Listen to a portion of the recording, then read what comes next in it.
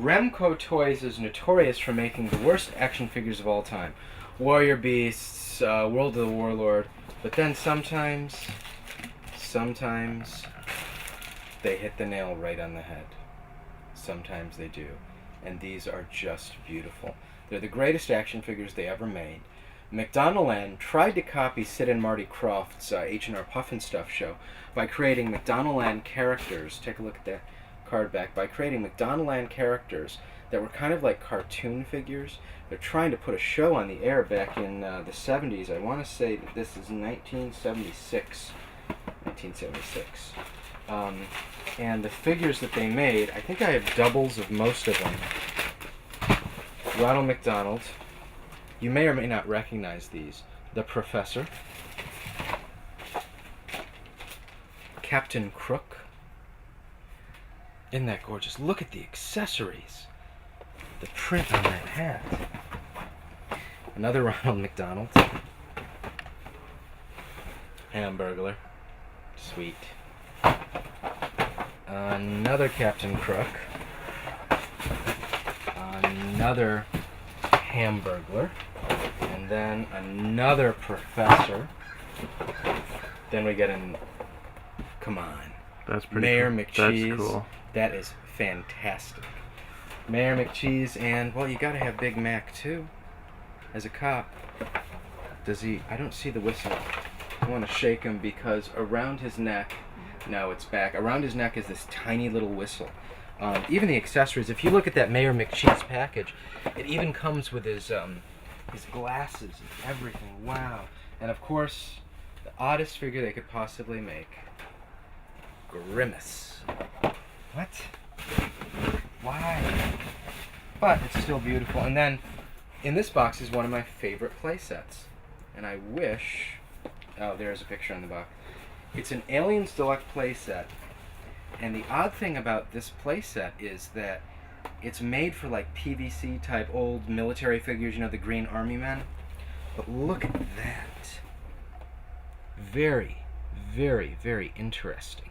I love when this is set up. Colonial Marines versus Aliens. It's got 2 nice layers. It comes with a bunch of figures. It's one of my favorite playsets, and Palisades made this recently, within the few years. We got a couple G.I.JOE things, Alien and Predator, the Watcher, but that's an interesting box. It's got some really cool toys in it. Sadly, the last box isn't that interesting, but you know, you got a couple things here. The classic Spider-Man Lizard. Oh, Autobot Skids. Oh, here's some Muppet stuff, which I've always found kind of interesting. Ah, we found him. Dr. Julius Strangepork.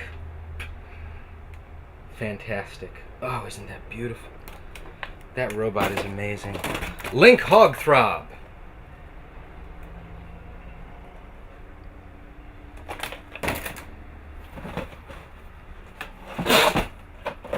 Coosbane Kermit. This was a Target exclusive. I have like 4 or 5 of these. I just love him in his old Sesame Street reporter outfit. And then, you know, a couple of the old Marvel Legends figures. Red Skull, 8-inch, ultra-posable figure with authentic fabric costume. Really interesting that they put the Cosmic Cube from the comic books right on the front. I don't even think that's an accessory, but that they put the Cosmic Cube on there is nice. And for the younger kids like Carnage. He's a serial killer transformed into a supervillain. Kids shouldn't like Carnage. And the rest of it is deep in Marvel Legends and DC Direct stuff. So that was the final box.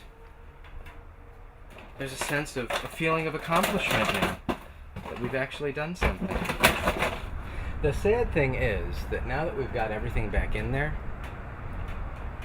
I'm still going to have to come out here and parcel out doubles and triples and quadruples and quintuples, but there's a lot of stuff in this old storage space.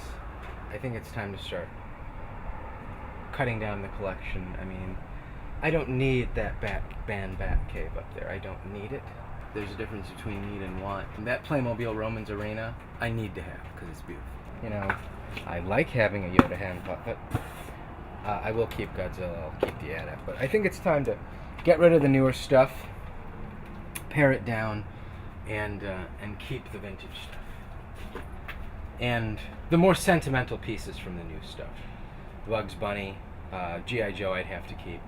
Transformer new stuff probably I'd have to keep, just in case I do another book on Transformers. But it was eventful coming to the storage space. Every time I come here, like today, we found a box that I hadn't opened last time. That I thought I had gone through everything when I did the G.I. Joe book, but it's always fun to see what new things you find or forget. And there's a scene in The Jerk that this reminds me of. When Steve Martin, after he becomes a millionaire and he starts to lose all of his money, he's walking out of his house, penniless, and he says, "Well, I don't need any of this. I don't need anything except this thermos, and this thing here, and this thing here, and this thing here." So even Steve Martin understood that, and he's carrying all the stuff in the picture too, the ping pong paddle, the chair. But, you know, I don't need all this stuff. No one needs all this, but I've made it useful, I guess, to justify my existence as a collector. I've parlayed it into books to justify what I do. And that way I don't feel quite as guilty. So I guess that's it. That's all we have for today.